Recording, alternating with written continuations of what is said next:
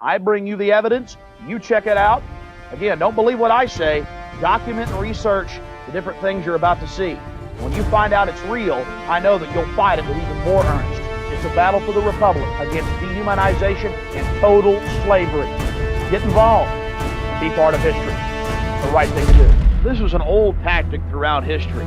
If you have opposition, you simply demonize them by creating your own crisis, your own massacre or terrorist bombing or incident, and then blaming it on your political opponents.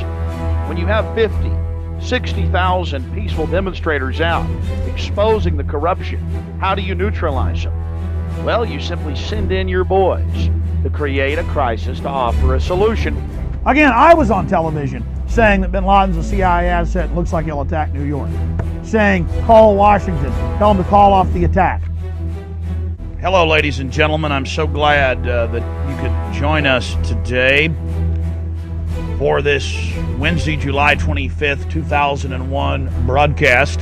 Tyranny is enveloping the globe, and the United States is a shining jewel the globalists want to bring down, and they will use terrorism as the pretext to get it done. So that's coming up in the second half of the show. Very important information. I'm going to put the call out that you call the White House and tell them, look, we've seen the news stories that you've wanted to blow things up, that you have blown things up, and that you're saying that 4 million of us are going to die and we need martial law and the Associated Press at one of your little drills you had, and that we're aware of who the terrorists are if you pull this. This can stop this Hitlerian Reichstag event. I want to put the toll-free number up for Congress.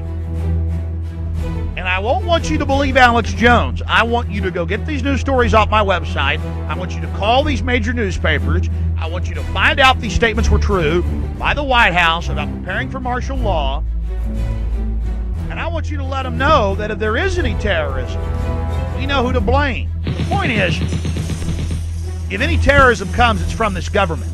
And if there was an outside threat like a bin Laden, who was a known CIA asset in the 80s, running the Mujahideen war, and whose family builds all the military bases over in Saudi Arabia right now, and sits on the board of Iridium Satellite.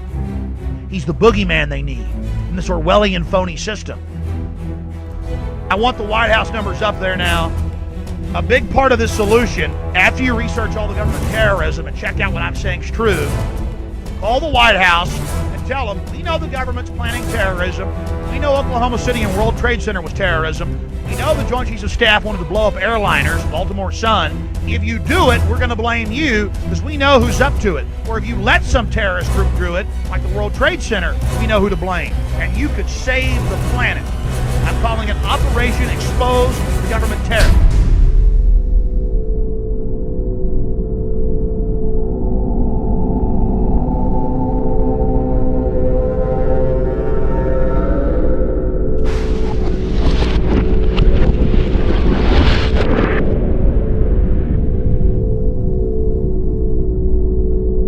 On almost everyone's list of the most likely suspects for today's attacks. The alleged mastermind, America's most wanted terrorist, Osama bin Laden. He has described the United States as the devil. This is the beast. Meanwhile, Osama bin Laden is a name that we have been hearing all day long. They now believe that bin Laden was responsible. I'm told that Osama bin Laden likely deployed more than 50 terrorists. They are now, and I'm quoting here, 90% certain. Osama bin Laden. Osama bin Laden. Bin Laden. Osama bin Laden. Osama bin Laden.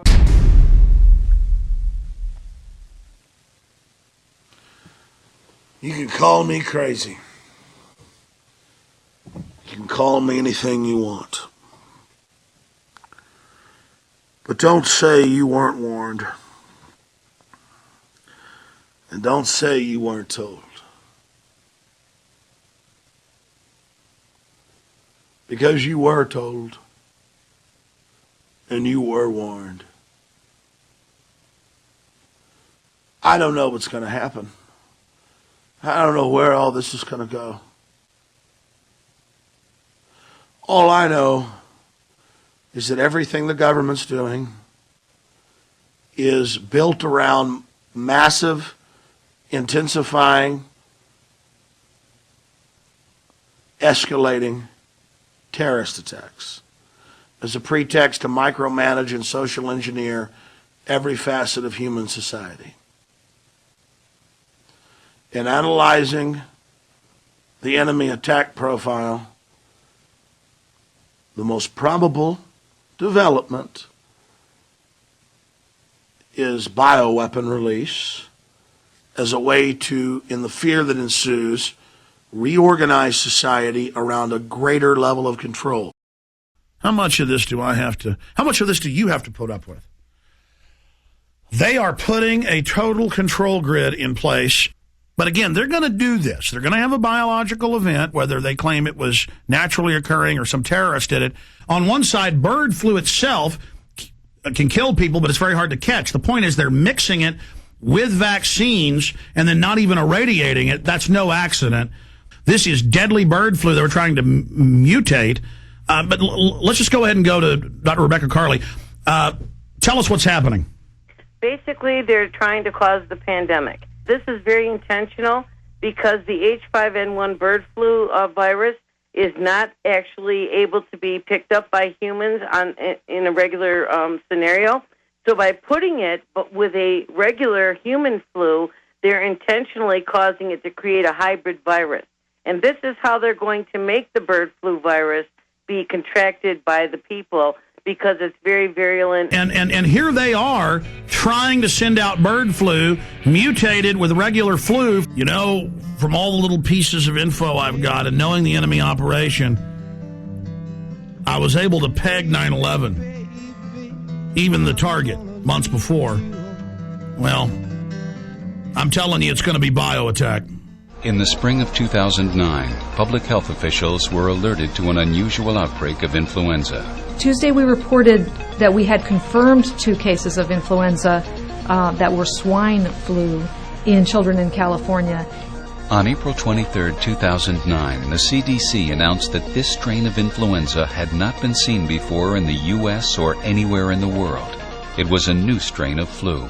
Today, Mexico's Minister of Health confirmed that they have cases of swine influenza in people, and that they believe some of the people who were infected died from swine influenza. The world was confronted with a new flu virus to which it appeared no one had immunity. How this works is the bankers come in, the private interests, they buy up your politicians, they have them call it a Federal Reserve or a Bank of England, some federal national name. It's totally private. They then begin printing the money or instructing the Treasury to print the money, and then they buy up the entire globe with their money. And then with simple zeros and ones in the cashless society, it's even easier. They just loan zeros and ones, just computer balance sheets out to third world nations. The third world dictators were never meant to pay off the loans. In fact, they're told not to. They sign over the entire country into receivership in the fraud. So it'd be kind of like the bank covertly giving somebody a loan on a house and telling them, hey, well, we really just want the house. Don't overpay your monthly note. You've got super powerful global corporations basically buying off even Western governments and using the IMF and World Bank monies to basically go in and blow out economies and buy them up. You try to talk to somebody who's a stockbroker, what do you know about stocks, Alex? Well, I know the Dow's rigged with only winners, and I know the money supply has been devalued by 44%, so the Dow's really at 6,200 and something. Oh, what's that? Oh, money devalue, what's that mean? And again, I don't even claim to be that smart. I just study this stuff. And let me tell you, I see bad all over the place. And we've only seen the beginning of this housing market unraveling. We see new home starts, half of the orders canceled. D.R. Horton and others have announced half their orders. I mean, you look at real economic numbers, and they try to put a salve on it and say, we've got 3.9% growth. With a conservative 13.6 inflation? Oh. And that's compounding each year.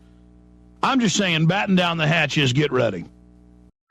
Meanwhile, the stock market's been devalued by close to half because of dollar devaluation, and so it's at 12,000. Oh, it's such a bull market, and really it's a horrible market, and the Dow Jones Industrial 30 is staged as well because they pick the Dow 30 and take out the losers.